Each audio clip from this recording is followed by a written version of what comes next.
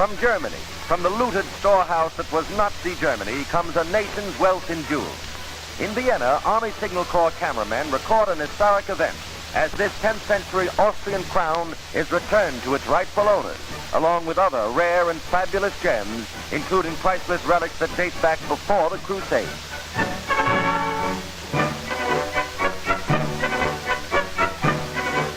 On behalf of the United States, General Mark Clark presents the crown jewels to Chancellor Fiegel of Austria, who expressed his country's thanks for their return.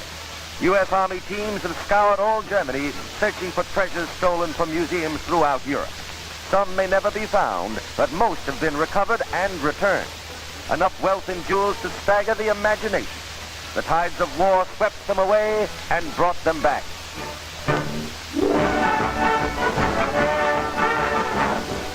Full production is urged as a means of preventing inflation, but not here at the DuPage Plastic Company plant in Lombard, Illinois.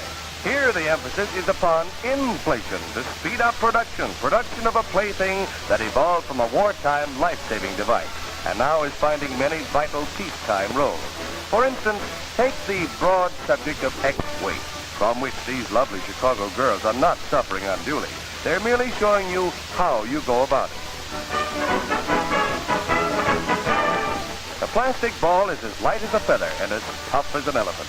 It's at home on land and afloat, too. Gives me an idea of how I'm going to spend my summer's vacation. And a bullseye! Did I say these things were light? Why, they have the gals all balled up. The age of plastics is here. What will they think up next?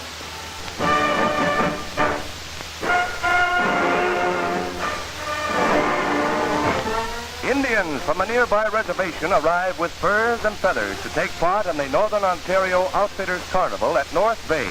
And while the big chief looks on, some of his cohorts stage a ceremonial dance. And from here it looks as if everybody's in step but Mama. Smile. In scenes reminiscent of frontier days, Ontario salutes its pioneers who carved a province out of the wilderness.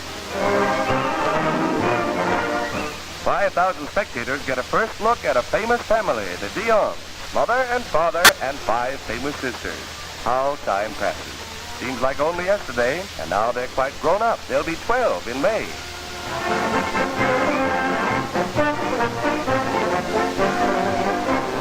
This is the great moment of the carnival, and a new queen is crowned, Queen Frances, and a royal smile.